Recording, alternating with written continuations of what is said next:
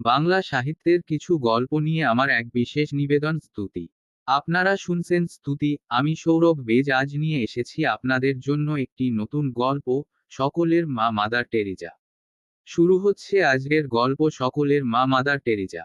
ভূমিকা: সেবার প্রতিমূর্তি হিসাবে ফ্লোরেন্স নাইটিঙ্গেলের সঙ্গে একালের যে মানব সেবিকার নাম একসঙ্গে উচ্চারণ করা চলে, তিনি হলেন সেবিকা মাদার টেরিজা।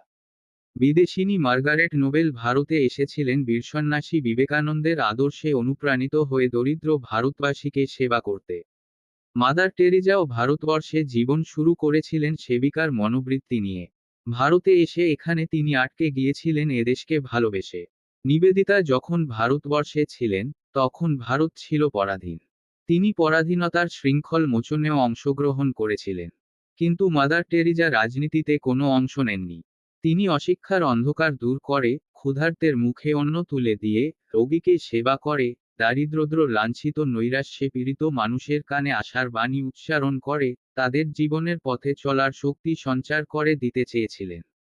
মাতা যেমন তার প্রাণশক্তি উজাড় করে দিয়ে সন্তানের সুখ ও সুস্থতা কামনা করেন, মাদার টেরিজাও জাতিধর্মবর্ণ নির্বিশেষে এবং দেশকালের ঊর্ধ্বে থেকে যথার্থই মায়ের মতো মানুষের সেবা করে গেছেন। জন্ম ও ভারতে আগমন: 1910 খ্রিস্টাব্দে 26শে অগাস্ট ইউরোপের যুগোস্লাভিয়ার ছোট্ট শহর স্কোপিয়ের বোজাক্সিউ পরিবারে তার জন্ম। জন্মসূত্রে তিনি ছিলেন আলবেনীয়। তার নাম ছিল অ্যাগনেস। সাধারণ একটি স্কুলেই তার পড়াশোনা শুরু হয়। শৈশব থেকেই তার মধ্যে সেবাবৃত্তির স্ফুরণ লক্ষ্য করা যায়। আর্তের সেবায় নিজেকে নিয়োগ করার বাসনা কৈশোর থেকেই তার মধ্যে প্রবল হয়ে উঠেছিল। ভারতে সেই সময়ে পাশ্চাত্যের বহু সেবিকা আসতেন সেবার মনোভাব নিয়ে। আয়ারল্যান্ডের একদল খ্রিস্টীয় সন্ন্যাসিনীর সঙ্গে 18 বছরের মেয়ে অ্যাগনেসও ভারতে এসে পৌঁছলেন। সেবা, মাতৃসমা: লরেটো রেন্টালির সেন্ট মেরিজ স্কুলে ভূগোল শিক্ষিকা হিসাবে তিনি প্রথমে যোগদান করেন, পরে তিনি এখানে অধ্যক্ষা হন। চাকুরি জীবনের ফাঁকে ফাঁকে মতিঝিল বস্তিতে তার প্রকৃত সেবার কাজ শুরু হয়। 1946 খ্রিস্টাব্দে তিনি বুঝলেন, বাধাধরা চাকরির জীবন তার জন্য নয়। বস্তিতে বস্তিতে দরিদ্র মানুষের সেবার জন্য তিনি রোমে পোপ দ্বাদশ পায়াসের অনুমতি প্রার্থনা করলেন। মতিঝিল বস্তিতে একটি গাছের তলায় 2-3 জন শিশুকে নিয়ে তার স্কুল শুরু হয়। জমির উপর কাঠি দিয়ে লিখে শিশুদের অক্ষর পরিচয় করাতেন। কিছু সহানুভূতিশীল মানুষের উদ্যোগে চেয়ার টেবিল, বেঞ্চ, ব্ল্যাকবোর্ড এল। আরও 2-3 জন স্বেচ্ছাসেবী শিক্ষিকা এগিয়ে এলেন তাকে সাহায্য করতে। ছাত্রছাত্রীর সংখ্যা বাড়ল, পুরোদমে স্কুল চলল। এই সময়ে তিনি ডায়েরি লিখতেন। সেই ডায়েরিই বলে দেয় তার ক্রমোন্নয়নের ইতিহাস।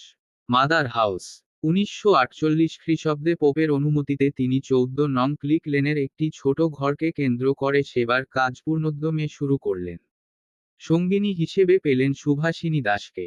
1970 খ্রিস্টাব্দের 7ই অক্টোবর প্রতিষ্ঠিত হল মিশনারিজ অব চ্যারিটি, র। লোয়ার সার্কুলার রোডে হল চ্যারিটির কেন্দ্রীয় কার্যালয়, যা বর্তমানে মাদার হাউস নামে পরিচিত।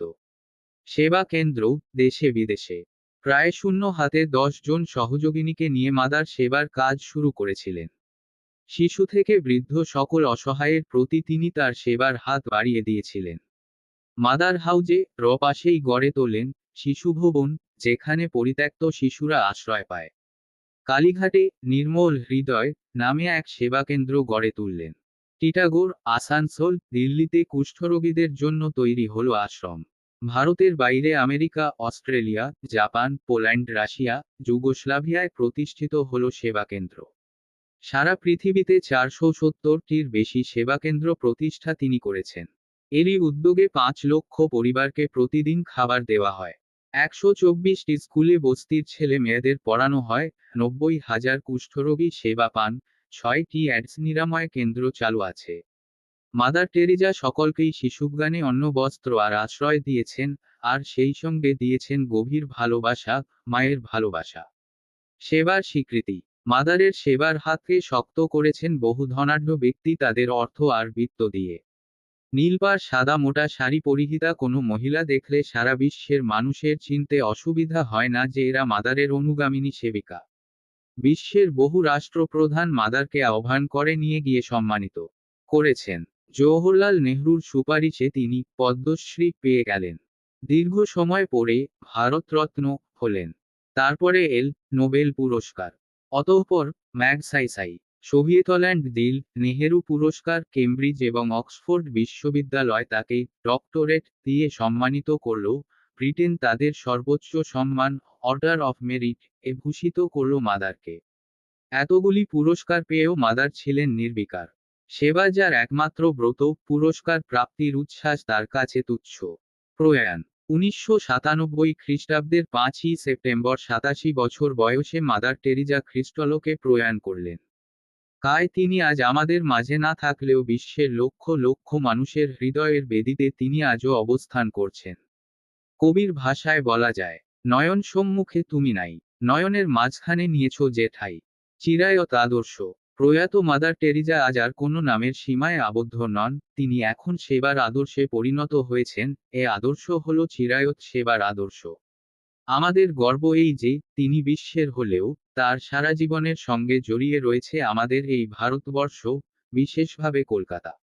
আপনারা শুনছিলেন সকলের মা মাদার টেরিজা। রচনা সৌরভ বেজ। গল্প পাঠে সৌরভ বেজ।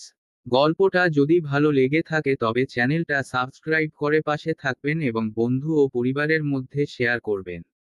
আবার একটা নতুন গল্প নিয়ে হাজির হবে স্তুতি।